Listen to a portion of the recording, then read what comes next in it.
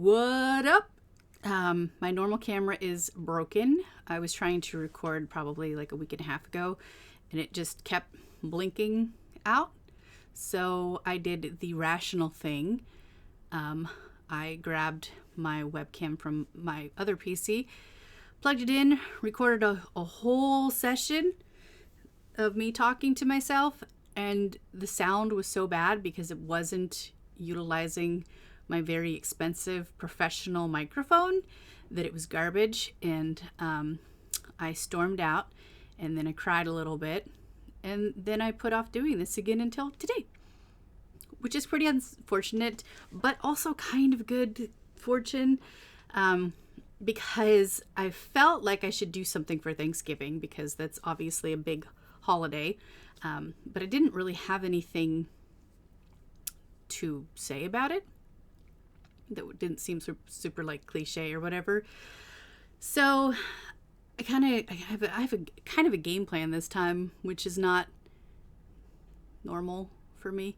I wanted to talk about being grateful, which is a good thing. And I'm going to show you. This was the first step in the inspiration. It is a card. Ooh, look what the lighting did. I'm so yellow. This is a card from my friend Kelly, who has been uber supportive of this weird thing that I'm doing. And it actually quotes McCoy, aka Bones, from the original series, which most of you probably know. Sarah and I do a podcast watching it, and it's awful. Anyhow, it was a really, really sweet thing yesterday. We were having a pretty hard family day, which I think is pretty typical right now. Lots of stress, lots of different kinds of stress, all new situations. So it was a really nice kind of surprise that I couldn't really take the time to appreciate fully yesterday because everything else was kind of ugh. But it made me think about being grateful and thankful. And I had done a Facebook post a few days ago, basically saying that everybody should be grateful and feel grateful, but they shouldn't use that feeling to cover up any unfair negative feelings that they have. We have this tendency in our culture, I think, to, because we don't have situations as negative as others, then we don't allow ourselves to feel the hurt that we experience ourselves, because we should be grateful for what we have. I think we actually learn about it as kids. When you don't want to eat your dinner, Brussels sprouts and ham or whatever, you should be grateful for that food. There's kids in India that are starving. That's who hasn't been told that? Maybe everybody. I mean, maybe not everybody, but it's something that is definitely a huge thing that is like in our it's like grained into our mentality that you have to be grateful if you have the basics. That's not true. That is a lie. I mean, yes, be grateful for good things, but don't make it so that you can't feel hurt and anger at negative situations because you should be grateful. The way that I thought of tying this into my personal experience is actually because of my PTSD.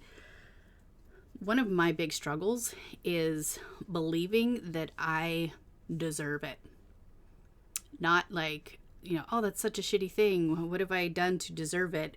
I don't think that the trauma that I went through is big enough. I don't think it's good enough.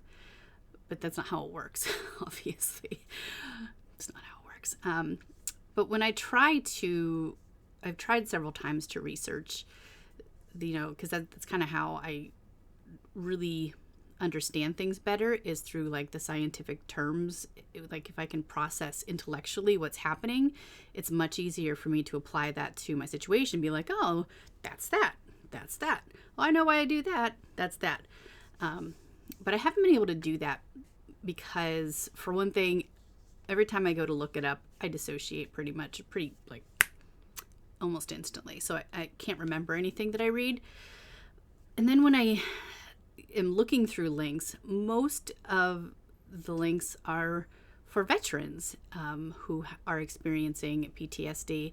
And it feels so ridiculous for me to put myself on the same plane as somebody who watched their best friend get blown up, or somebody who had to shoot civilians, not knowing if they were, good guys or bad guys. It doesn't feel fair to equate my suffering with that kind of suffering. Like, that's such a different level.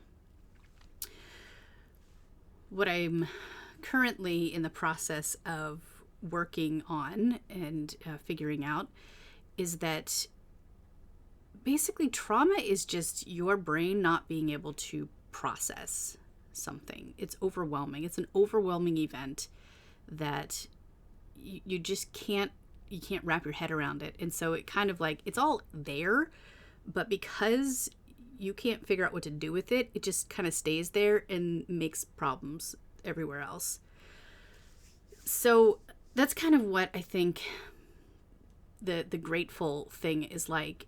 Because you aren't suffering enough, people don't feel worthy of validating those feelings that definitely are real and they exist, because we were told to finish our plates. Ta-da! But I think it's really, really, really, really important to not compare your experiences and your feelings with somebody else's, because your experience is 100% the only experience that has ever happened before or that will ever happen again. And actually, I wasn't intending on doing this, but this is the Bones quote. We're going to read it because it actually kind of ties into that. It says, in this galaxy, there's a mathematical probability of 3 million Earth-type planets, and in the universe, 3 million galaxies like this. And in all that, and perhaps more, only one of each of us. And that's true. There is only going to be one consciousness that has gone through every experience that you have gone through, and that I have gone through, and that everybody has experienced. And so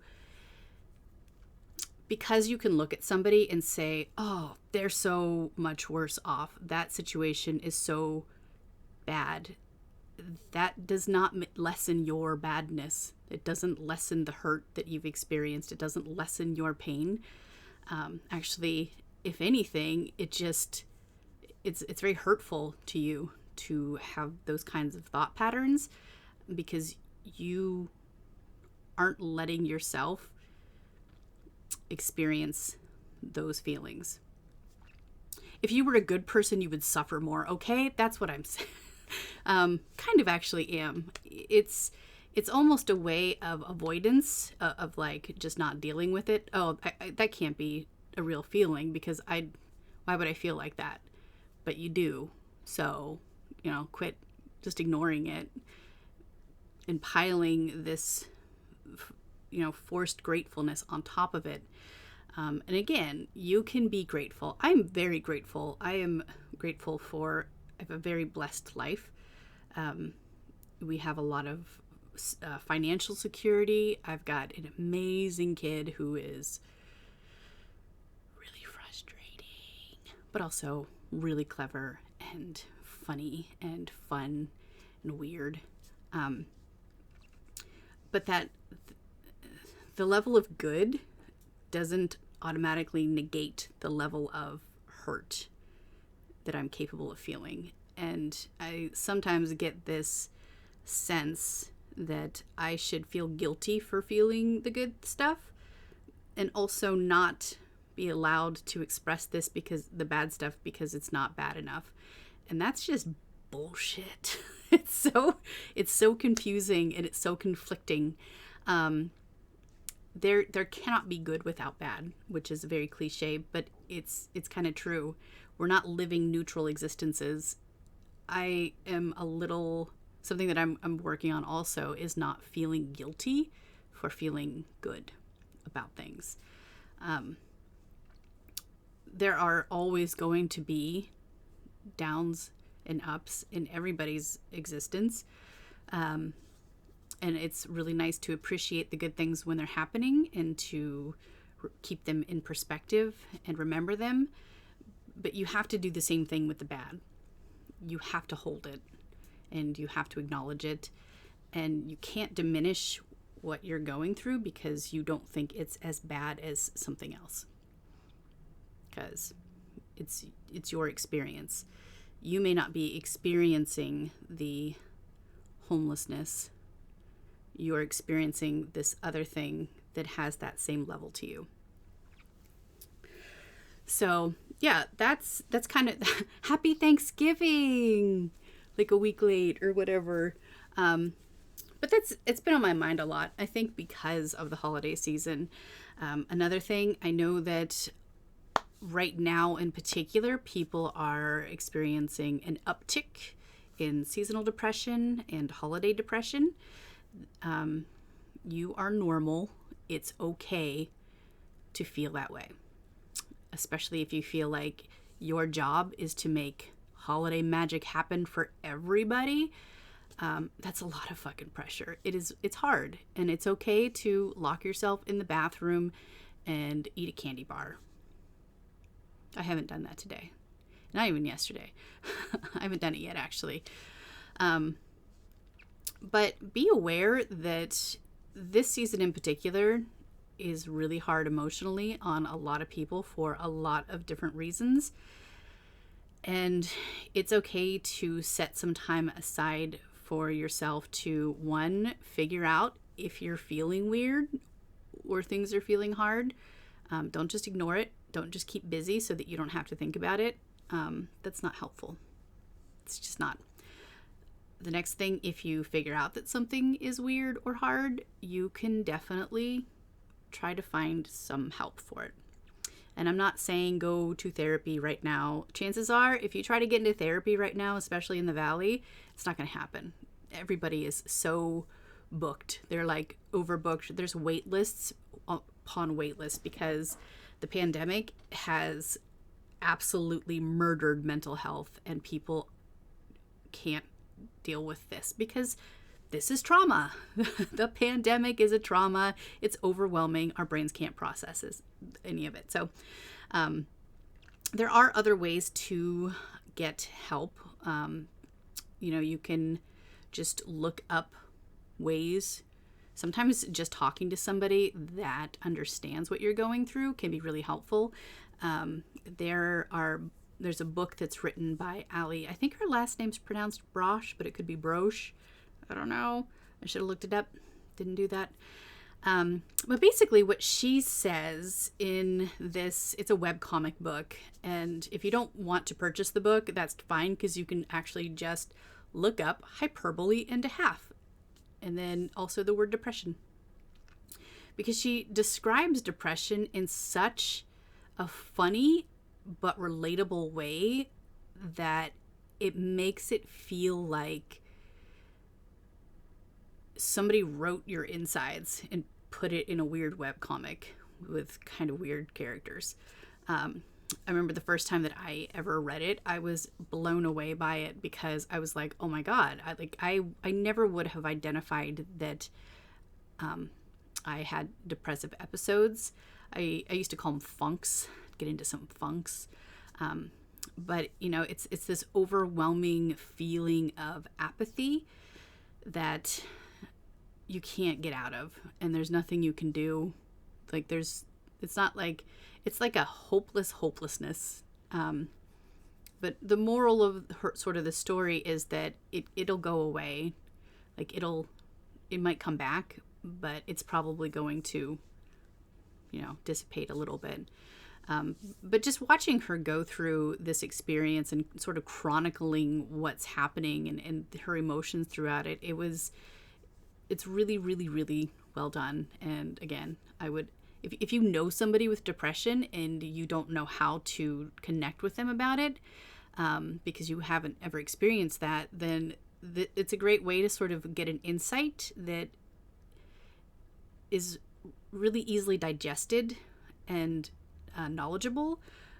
And again, it's funny, so it doesn't feel heavy, even if though it's like a super heavy thing. I let my daughter read those books. She's 10, and I didn't do it like, oh, are you depressed? Because it's just one small blurb in the whole book. But I think she's going to have a better understanding of what other people go through, and is going to be able to connect with those feelings a little bit better. So again, Ali Brosh, Hyperbole and a Half, Depression Part 1 and Depression Part 2. There's like the descent down and then coming back up. Well, it's a thriller. It's a webcomic. So yeah, be on the lookout for those feelings. Don't ignore them. What my therapist always says is to be curious about them. Ask them questions. A lot of the things that are parts of me, anxiety is a big one, depressive episodes, anything that you feel like that it's like a part of you that you don't love or want to be a part of you, she has me recognize them for what they are. Like if I'm feeling anxious, I can be like, oh, I'm feeling anxious right now. And then instead of being like, oh, great, here I go, anxiety, I get to make fun of it. That's my tool. That's one of my tools, is I'll be like, oh, cool, dick bag. What are we doing today? And then, just sort of like you mentally explore what's happening. Like what probably caused this? Was it, somebody raised their voice? Is that what this is from? This feeling that I'm having?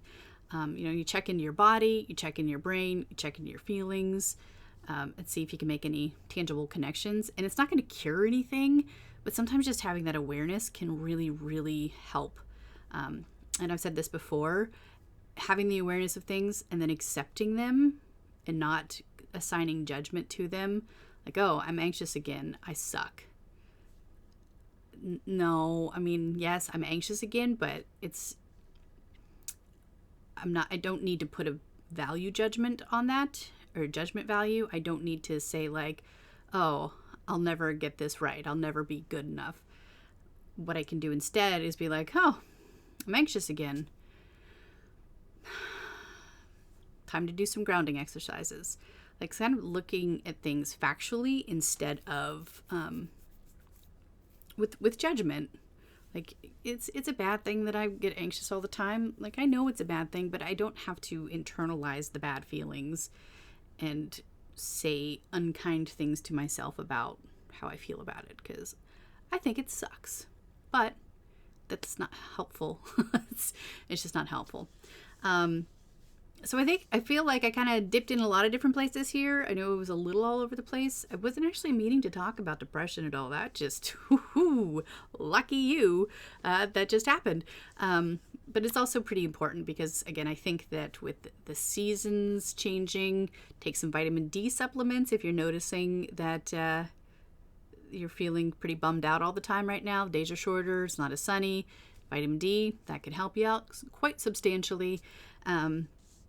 You just, the holidays in particular, people often get depressive feelings around. So, just watch out for it. And I am always available pretty much to message with or email. Again, you can do Our Bittersweet Symphony.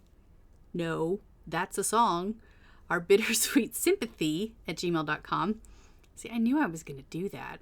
What was it, 6? I didn't even make it that long. Or, again, you can Google things. There are Reddit boards that you can go to ask people questions or have conversations. There's plenty of outlets where you don't have to get that far out of your comfort zone to try to feel a little better. So that's it for today. And I don't know when I'm going to do another one of these again. It could be tomorrow, according to my pattern. I say I don't know when, and then I'm like, whoop, now. Uh, but so if you have any questions or comments or anything, again, that email, or you can even message me on YouTube, I think. I don't really know how that works, but we could try it out. All right, well, have a beautiful day.